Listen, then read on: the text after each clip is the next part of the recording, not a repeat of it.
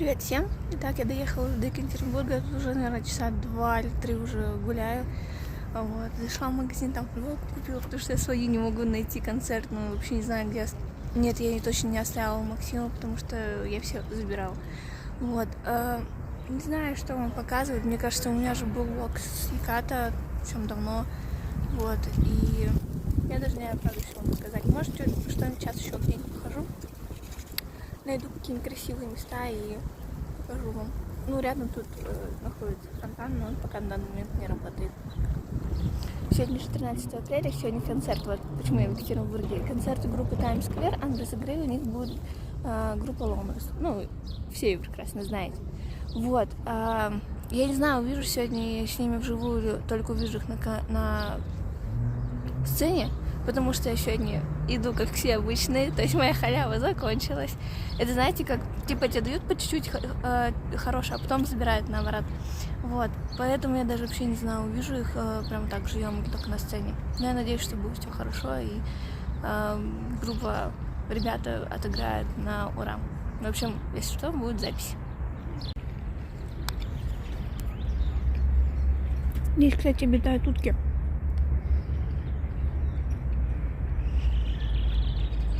Мы когда летом тут были, в 20-м, что ли, или 21-м, я уже не помню. Фонтан очень красиво работает. Но сейчас так еще весна, поэтому не работает. Кстати, воду не чистят.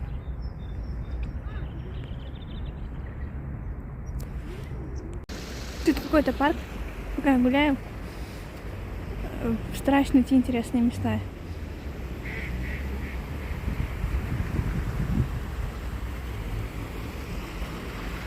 Туда, кстати, можно спуститься.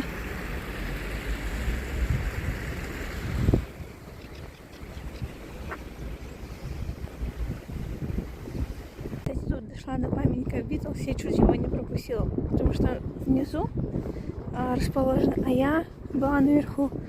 Но я все-таки это нашла. Кстати, я в Питере до сих пор не могу дойти до улицы Джона Леннона. Я, вернее, ее нахожу, но не знаю, как войти.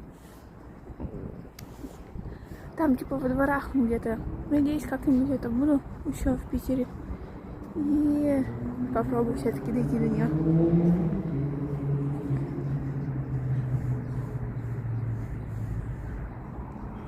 Кстати, вчера здесь были группа Ломерс.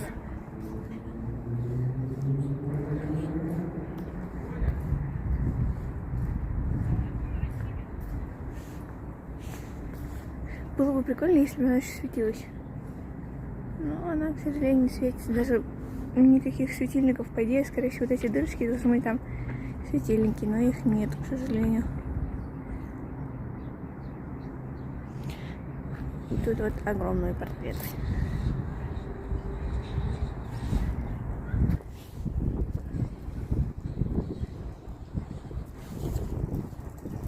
Кстати, можете написать в комментариях, какая вам первая песня на ум Битлз приходит. Знаем, кто больше знает.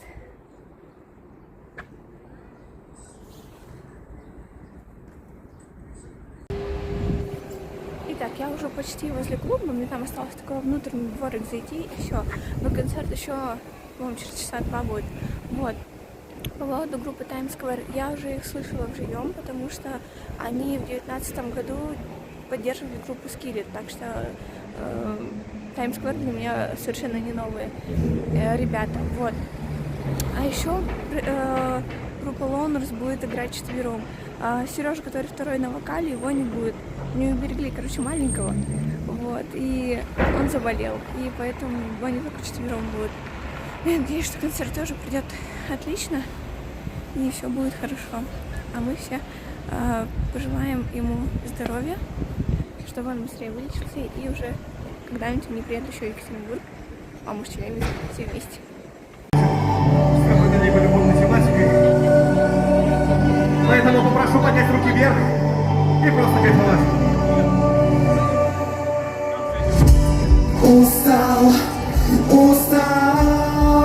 это невозможно. Всю боль держать.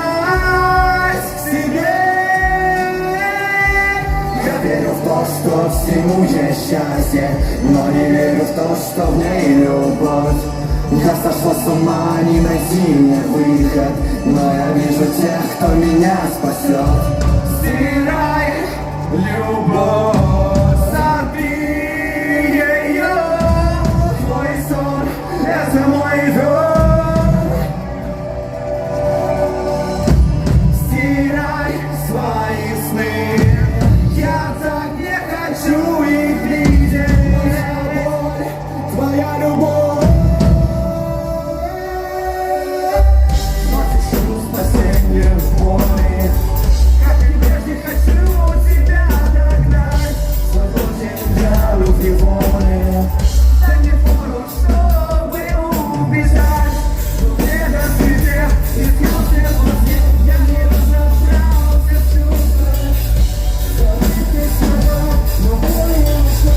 Не хочу это больше слушать. Прикол. Этот парень должен спеть второй вокалист. Он по-любому посмотрит видео, давайте похлопаем ему.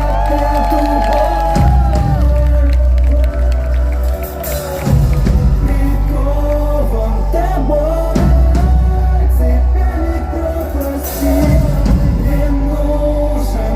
Доставайте фонарики, кто может, на своих телефонах. Давайте сделаем светлее здесь, прямо сейчас.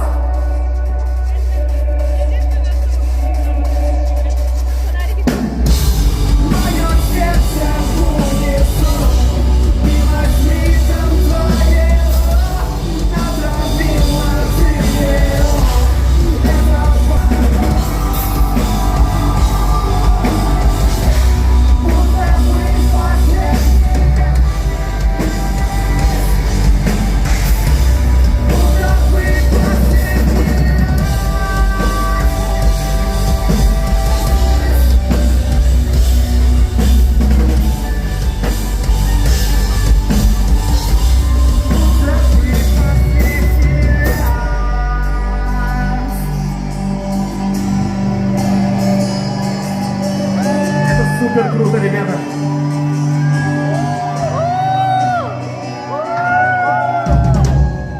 Спасибо.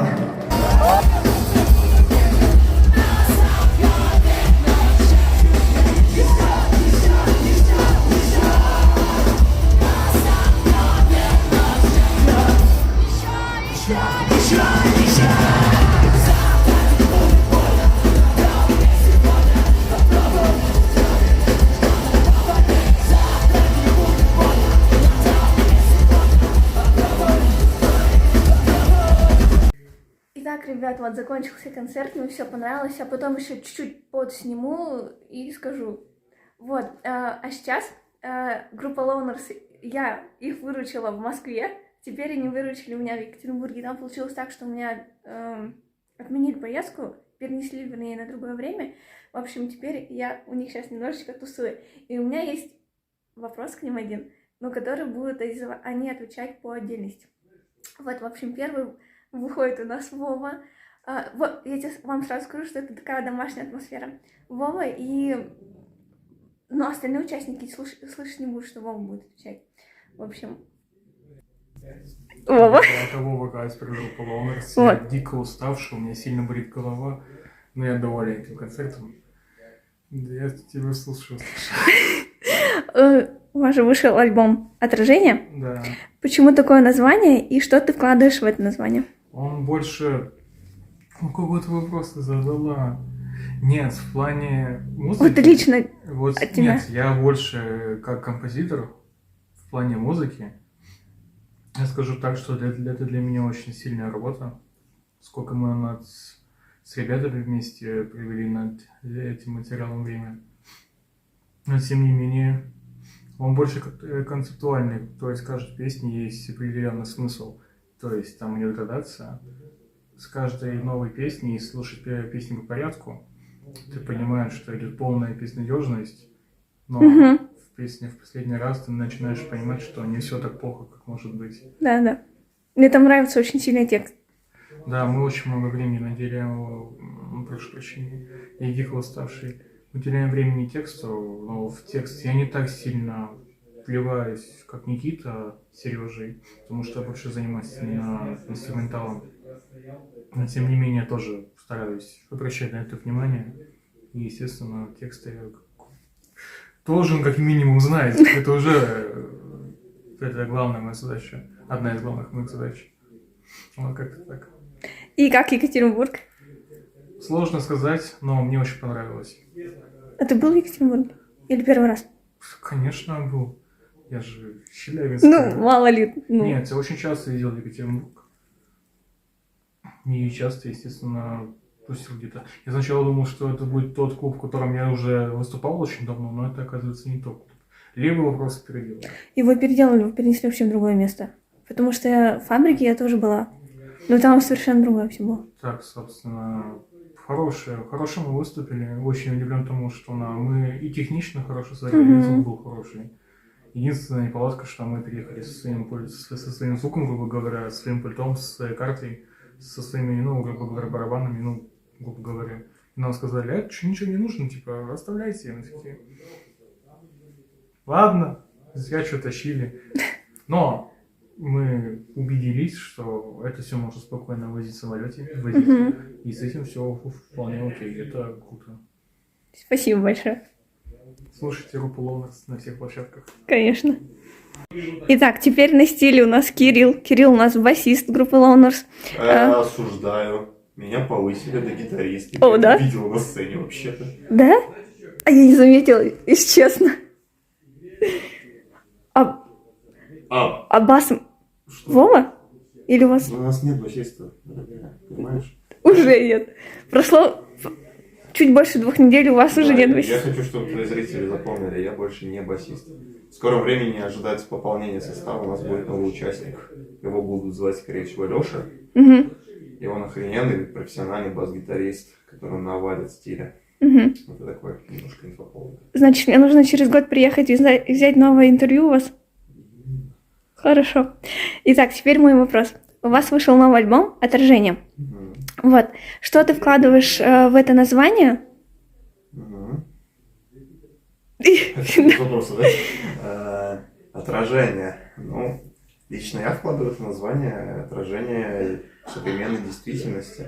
У нас достаточно жесткий альбом получился, не сколько по звучанию, сколько по концепции его. То есть мы там затрагиваем такие темы, как глобальный геноцид, войны и то, к чему может привести вообще современные эти, игры политиков в шахматы.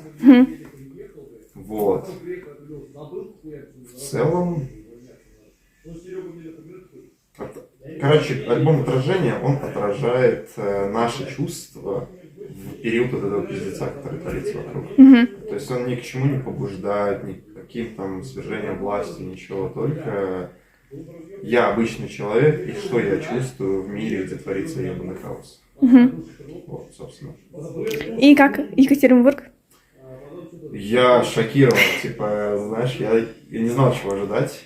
Я прилетел. И я хочу подметить, что Екатеринбург, самое верное слово, это очень разношерстный город. Ты типа идешь, старинный дом какой-то кирпичный там. И вот буквально следующий дом какой-то небоскреб стоит стеклянный, супер стильный, потом идешь дальше, обычный жилой комплекс какой-то современный. Короче, я не знаю, такое чувство, будто все архитекторы мира собрались в Екатеринбурге, и каждый вот по кайфу, что он хотел, построил. Я, блядь, вчера видел огромный дом, 30-этажный где-то, с RGB подсветкой. Ты когда вообще такое видела? Да. А вот я впервые увидел RGB подсветка на доме. А в Питере нет, что ли? Ну, такого нет. Ничего себе. Это обычный дом. Ладно. Все, спасибо большое. Все? Да. Итак, сейчас у нас Сережа, барабанщик. Ребята уставшие, я понимаю, что их мучаю сильно, извиняюсь за это, но надо. В общем, у вас вышел недавно альбом «Отражение». Вот, почему такое название, что ты туда сам лично вкладываешь?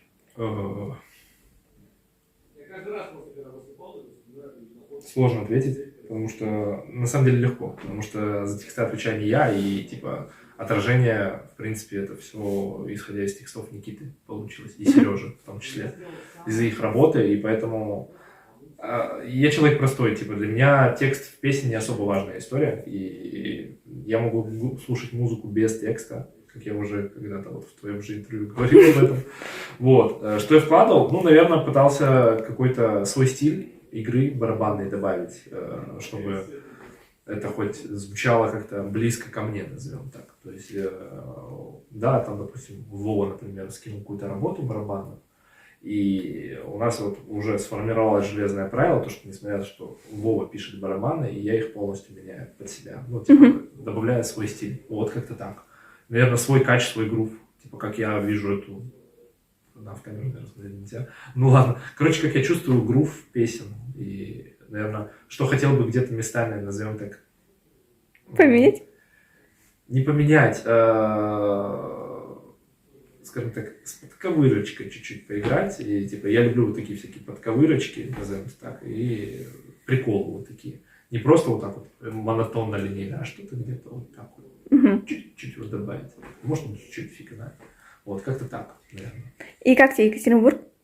Прикольно, прикольно. Скажем так как я сам с маленького города, для меня это не вызвало какого-то такого шока, назовем так, то, что есть дома, назовем так, ну, хорошие, и типа есть дома прям старые. Но в этом есть свой шарм, потому что реально, когда ты первый раз тут, ты можешь идти вот по, назовем так, улица серии Киберпанк 2077, утрированно говоря, а на следующий поворот у тебя просто 1900 там какой-то вот, типа, и там деревянные дома, на фоне них стоит 15-этажный дом, но при этом у тебя деревянный дом, короче, очень необычно. Но я, скажем так, в своем городе давно-давно плюс-минус такое же было, так что меня это не напугало, я больше, наоборот, почувствовал, как будто я к себе домой приехал, только в больших масштабах, да. Как-то так, вот, такая история. Спасибо большое. Спасибо, пожалуйста. Итак, это у нас Никита, вокалист группы Loners. Привет. Вот, у вас недавно вышел альбом «Отражение». Верно.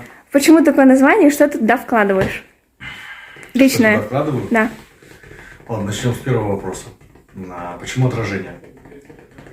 Вопрос достаточно интересный, потому что трек, который мы написали первым, соответственно, который идет на альбоме, ранее он назывался технически, спойлер такой, Inside, точнее FFF. Ну, технически мы иногда можем назвать треком 333, 222, 111.